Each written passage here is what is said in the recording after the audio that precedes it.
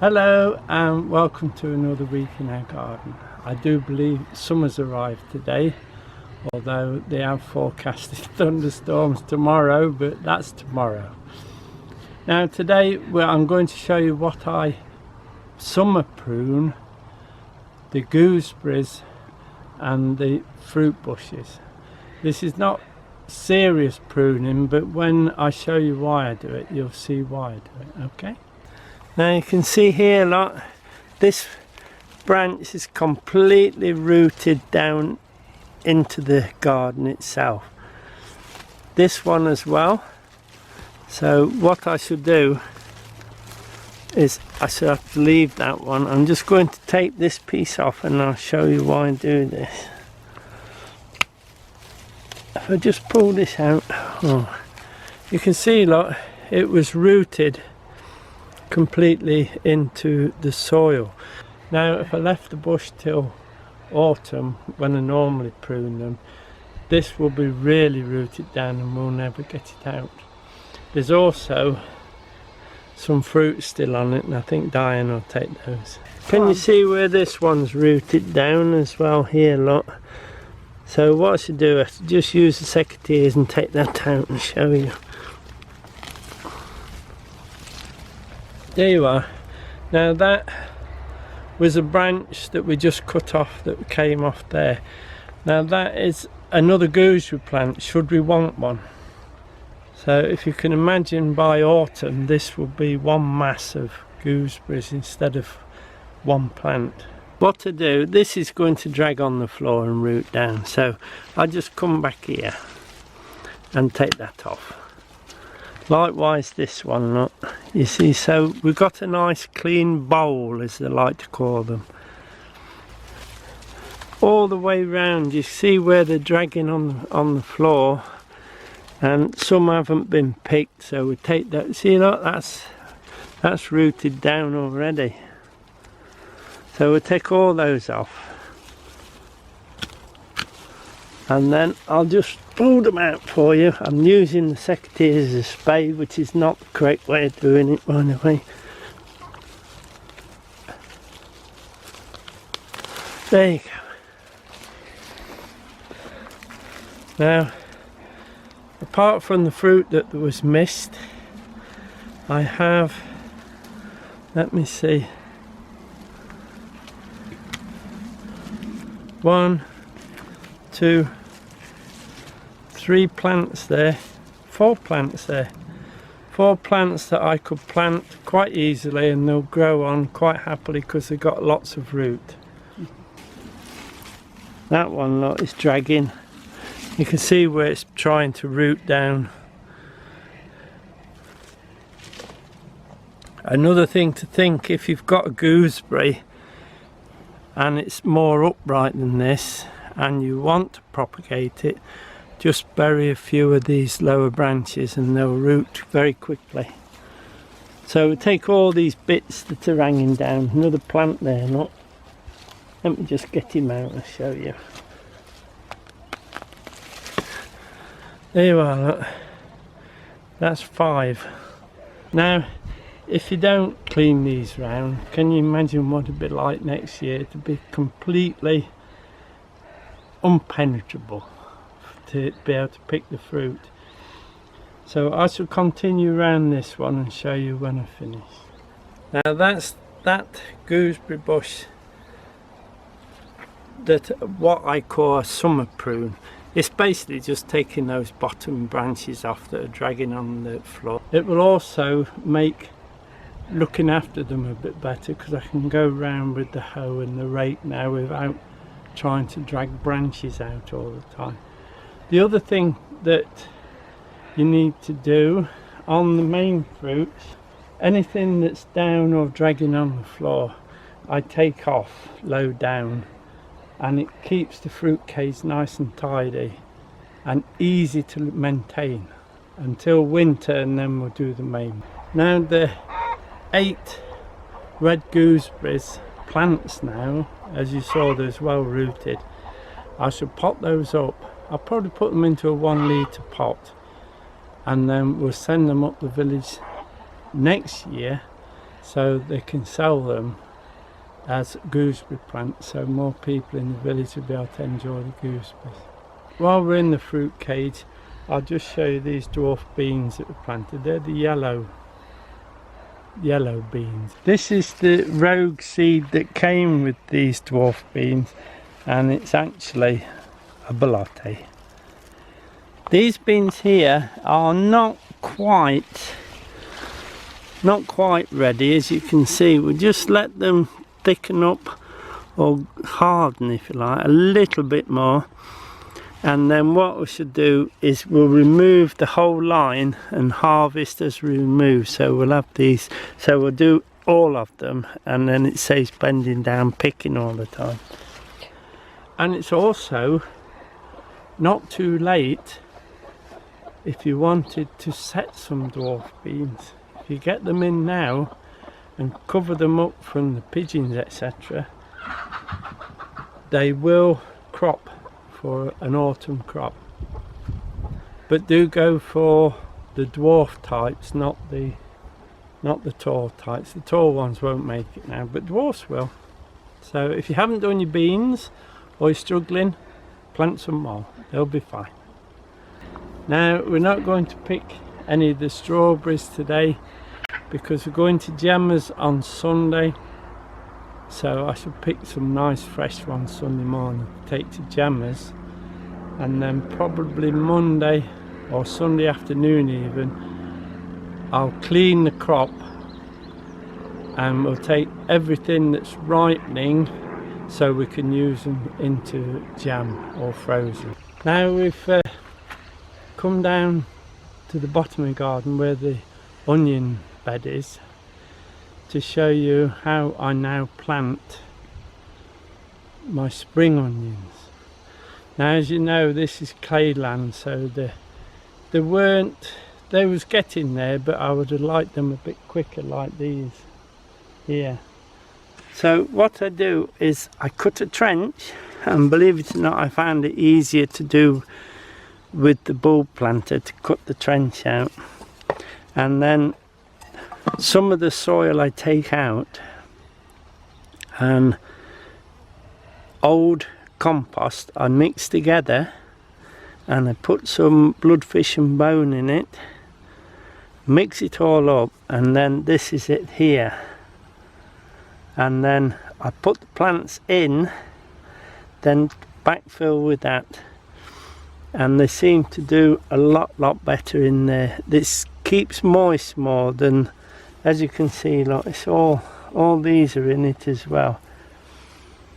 The just before I plant, I go through and make sure there's a little bit of this compost mixture with a lot of fertilizer in, and I mix that into the bottom as well, so you got that good deep root system.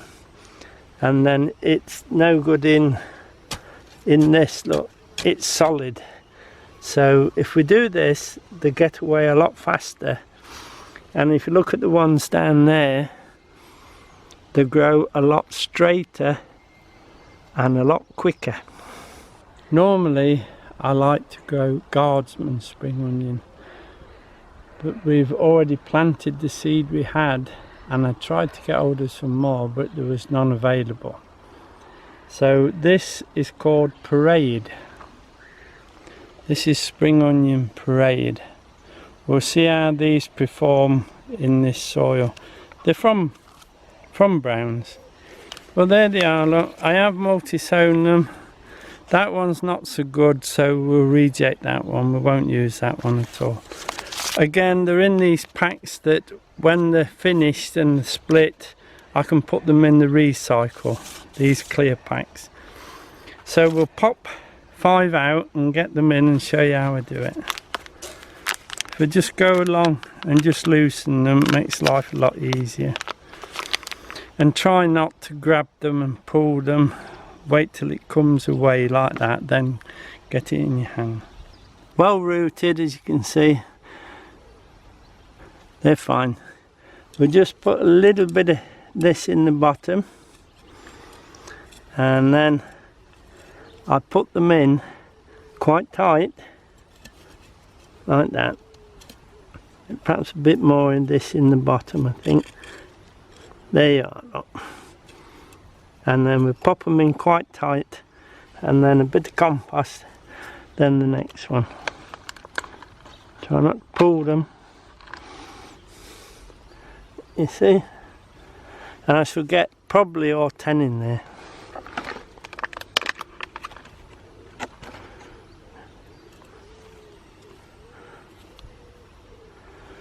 They seem to grow better when you put them in little groups. I don't know why.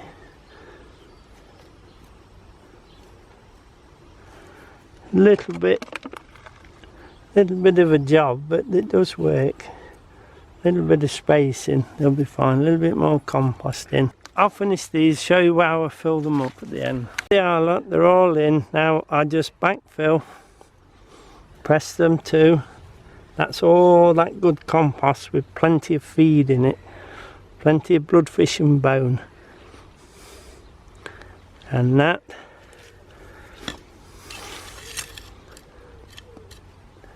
If you pile it well up, because when you water it'll wash it down a little as well. And then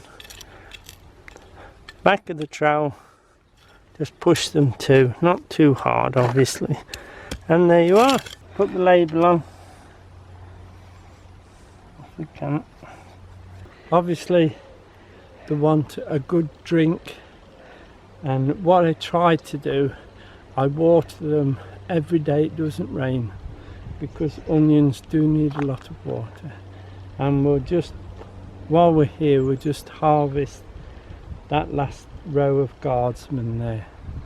There's only 2 or 3 left in this line, but what I wanted to show you was that these have been grown the same as those, and it makes, believe it or not, it makes harvesting a lot easier, because they come out, there's all the compost still round them, look.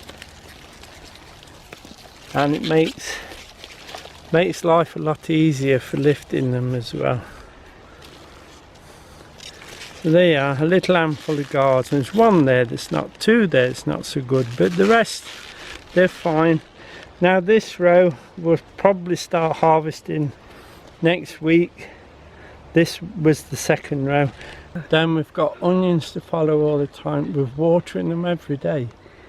They're up very, very quick indeed. Diane wants a few potatoes lifting ready for the weekend, so we'll do that now on the way up.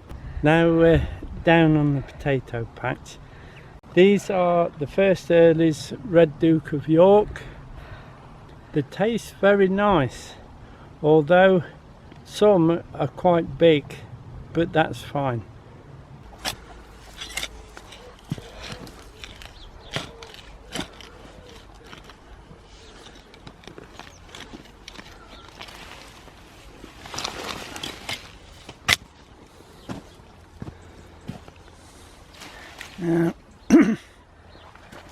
There's quite a few on this one, but as you can see they're quite large for new potatoes, but that'll be fine.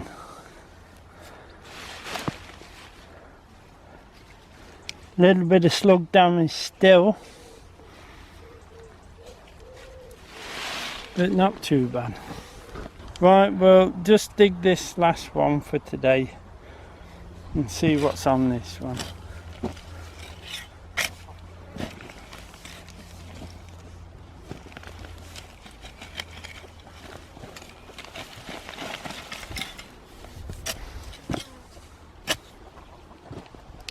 Again, they're not too bad.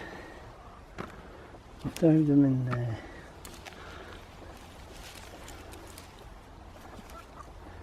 Nice potatoes.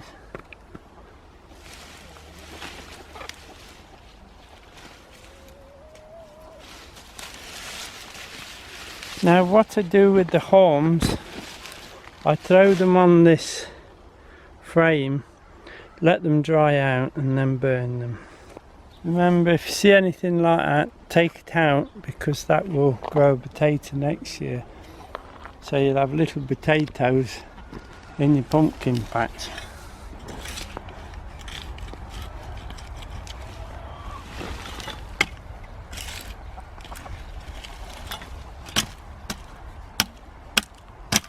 Nothing. Oh, I cut that one in half.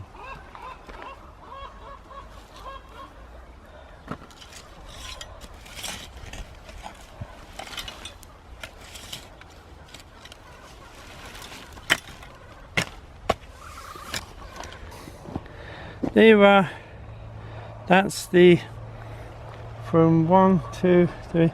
That's took 4 roots to get down. So Duke of York, very nice tasting potato, looks nice, but it doesn't seem to like the heavy lands. This is where I'm going to put the autumn and winter brassicas, in these 2 tunnels here. I have prepared this one. Now all I've really done is just broke the top up with the fork, going down maybe 2 inches maximum, that's all. And I broke the top up a bit because it was a bit lumpy. And there's some rain coming this weekend, so we'll let the rain soak in, and then Monday, maybe Tuesday, we'll plant the brassicas and put the cover back on the top. Now, as for preparation, in the winter, when these beds were prepared, they was prepared for cauliflowers, especially this one, where it was double dug and the bottom spit had good rotten manure mixed in with it, and then the top was placed back on top. So the manure etc. from this season is all still down there for the roots to go down and feed on. There'll be no actual manure or anything put on the top. The only thing I might do, I might just give a scattering of lime, that's all. Now I'll just show you what I'm doing to the garlic. When I get a minute and I'm in the shed, or if there's a shower of rain, I start cleaning them. But rather than get them all done and then telling you how to do them, I'll just show you what I do. There's the bulb as it came out the ground. It's as good as dry, but not quite. So what I do is pull these bits off here and just pull that off. Don't cut this or anything, just leave that to dry. Any loose papery bits around the bottom, just pull those towards the root. Some come up very clean, some not so clean, but that's fine, they're alright. And then I get a pair of scissors and I trim the roots off.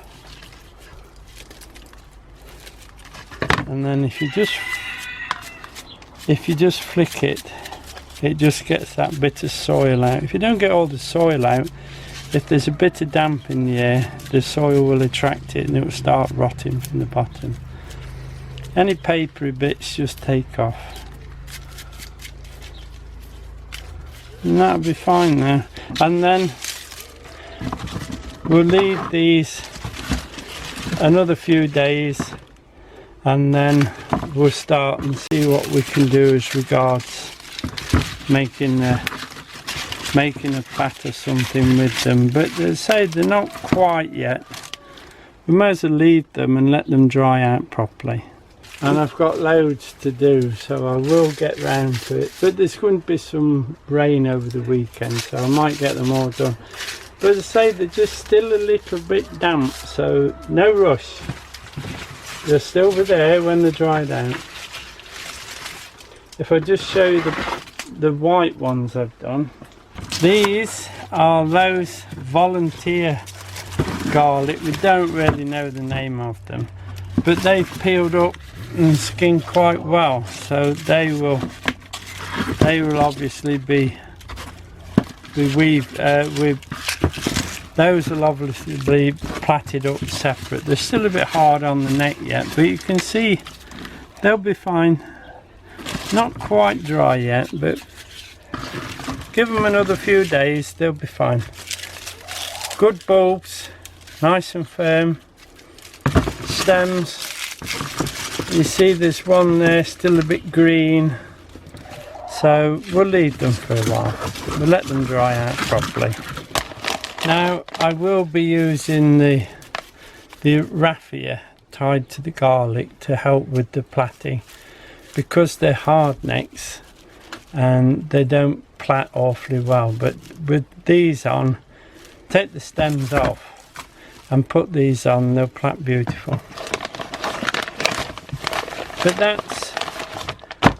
that's for another day. Now we'll nip down to the bottom of the garden and we'll have a look at the peas to see if there's any to harvest. Now we're in the pea and bean cage. We have been harvesting the ones too. Now we let them go to make peas rather than pods, and you know, they taste beautiful. There is one or two left, but not enough. We are leaving one patch what we're going to use for seed. But we've come in now just to have a look at the alderman. You can see there's loads and loads of peas on them, but we need to open a pod and have a look to see how we're performing in there. So let's have a look, see how they're doing.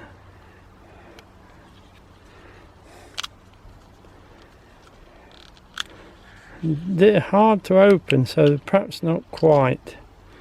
There you are, look. I passed it to the taster and she says, yes, we can pick. Now Diane's flashing and she's going to change the battery, and I'll start picking a few of these while she's gone. Now we've picked over the peas. There's still a lot more to come yet, but these are some to keep us going for now. It's a good pick and they're good weight in the trug. The borlotti beans are just beginning to grow now, getting a bit on them. Leave those be. And the cobra beans, they're doing quite well as well. If we have a lot of rain this weekend, this will really fill up these pods. Quite good. They've still got flowers on them yet, so there's no great rush yet. Now, if you can remember, my celery was struggling a little bit underneath the insect mesh, so I've taken it off. I've taken a lot of the outer leaves off. I've given it a good dose of Epsom salts. They seem to be recovering a little, but we'll see now how they perform. The new leaves that are coming are looking good, but the old leaves are a bit marked.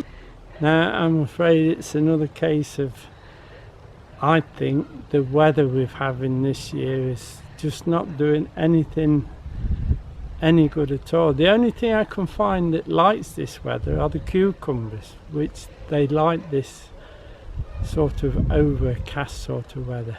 But everything else seems to be running to seed everywhere, because we had hot, then cold, then hot. Obviously they think it's next year, the plant, so everything's running to seed, but we can live with it. We've got to. Now we're just going to cut a cabbage and pull a bit of beetroot up at the top.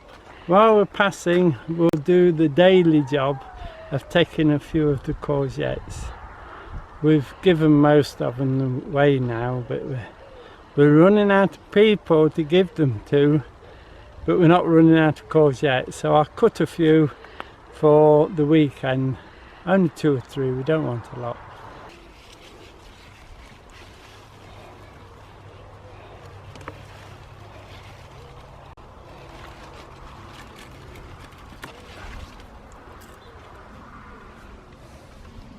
A nice couple of really beautiful coloured courgettes, and we'll take one more.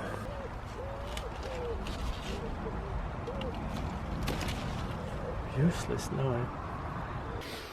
We're going to take this cabbage here. It's called Sherwood, and the one thing I find with Sherwood, once you cut them off you'll get more cabbages underneath, so I wouldn't be surprised if there's not some coming, which makes it a little bit difficult for me to cut, but I'll get the knife. Now I'll try and cut it best I can. The knife's not the sharpest, but we'll get it one way or another. There you are, a very heavy cabbage that is. Took a lot of cutting, but I wanted to cut it just to show you that if we leave these, we've got 3 more cabbages there. That one won't make anything. We caught that with the knife, so let's take that one away. So that's 3 more cabbages growing there, lot, and they'll come up and grow well. 3. So the Sherwood will always produce underneath. There's another one actually coming here, but I don't think that will make it, but definitely those 3. Now I'm just going to pull some of this beetroot because the storm's coming at the weekend and Diane wants some beetroot for the weekend. We'll get it today while it's fine, and then the rest we'll get later. It'll just swell up more.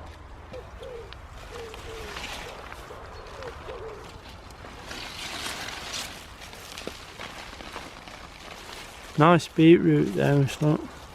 Nice size on them. See if we can take any of the bigger ones. That's a lovely one. That's a lovely beetroot, that is, just right. This one. There you go. That's a bit split at the bottom, but that'll be fine. That one, that's fine. Again, good beetroot. There's the beetroot, what we'll take this week, and I think we're going up now to get some tomatoes. In the top greenhouse now, we're going to pick some tomatoes and some cucumbers, and the cucumbers are coming thick and fast, as we say at the moment. I should take 1 off each of those stems just to reduce the weight on the vine. The tomatoes have had quite a leaf problem this year. I think it's something to do with the weather, or I hope it's something to do with the weather. And now we just need to take some of this crop off. We'll take the cucumbers first. We'll take this one, I think. And that takes some of the weight off here, it's getting quite heavy. And we'll take this one as well, which is quite a weight. There you are then, that's the tomatoes and the cucumber out of the top greenhouse. Doing very well. Now in the bottom greenhouse we harvested 2 aubergines. We did put it on film, so Diane will add that to it so you can see the aubergines we harvested. It was beautiful. We've just popped into the bottom greenhouse to harvest the aubergines. I'll just show you them. There's a pair there, look, that they must come off now because they're nice and shiny and ripe. So I brought the secateurs down, just cut them off. There's one. It's just nice. And we'll take this other one, and then the others will have a chance to grow then. So I'll just take this one as well. There you are. That's a nice aubergine. Got an insect or 2 on it. So there you are. The first 2 aubergines off the plant, and very nice too. The sun's gone in and it's lovely and cool just here. We'll show you what we've harvested this week, and then we'll just show you those brassica plants that we're going to put in hopefully on Monday after the storms. Lots of peas. These are the alderman, which are very nice. Courgettes. Always courgettes, it's that time of year. I do like them fried in a bit of butter though, they're quite nice. The potatoes, they're the Red Duke of York. I don't think I'll be growing those again because they're a nice tasting potato, but I don't think they're quite like the heavy land. There's the guardsman onion, that's about the last of those now. The rest are parade, but we'll see how we get on with those. The beetroot, bolt hardy. Cabbage Sherwood, which is massive, very, very heavy. It will go nicely with the coleslaw. It's a good summer cabbage. The cucumbers and tomatoes are doing very well up at the top. Very pleased with that greenhouse this year. We'll just pop over to that table and I'll show you the brassicas. These are the brassicas we'll hopefully be putting in next week. If not, it doesn't really matter because they are in root trainers, so they've got loads of compost below them. The pansies are coming up nicely. We'll have those potted up next week. Sweet William as well. These are the lettuce, and then over there you've got the bellis, which are the little pom-poms for winter. If you remember, we reset the beetroot, so those will be ready soon and we'll put those in. And the cyclamen corms have started to grow now, so I'm pleased to see those. I didn't think they'd grow, but they have done. Now that'll be it for this week. We've had good harvest this week, we've done quite well. Even the weather's been kind to us. So next week we're hopefully to put these brassicas in, and we'll get these bedding plants for winter, get those potted up into trays, get them growing. We won't put them in the greenhouse yet because we don't want them drawing up. We'll also be trimming the grapevine again. It's grown, I'm looking at it now, it must have grown 2 foot, so that needs cutting off, or else we'll get no grapes. All the strength's going to the top and we want it into the grapes. We'll do that next week. So thank you for watching. Many thanks for subscribing, we do appreciate it, and please like and do share, and hopefully we'll see you next week. Bye now.